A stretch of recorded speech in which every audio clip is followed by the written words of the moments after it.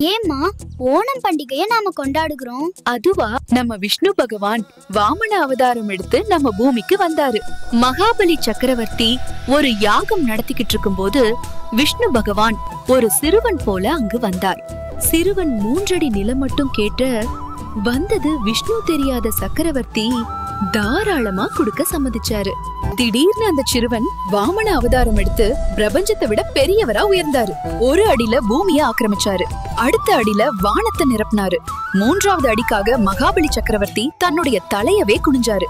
நானும் அவரை போல பலசாலி ஆகிறதுக்கு என்னமா பண்ணணும்? அதுவா, டேட்ஸ், முந்திரி, பாதாம், பிஸ்தா இப்படி சத்துள்ள பொருளை வாங்கி சாப்பிட்டோம்னா நீயும் பலசாலி ஆயிரலாம். அதுவும் விலை கம்மியாவும் நல்ல குவாலிட்டியாவும் நமக்கு வேணும்னா நம்ம தாமரை ஸ்டோருக்கு தான் போகணும். ஆரோக்கியமான உணவிற்கு உங்கள் தாமரை ஸ்டோர்.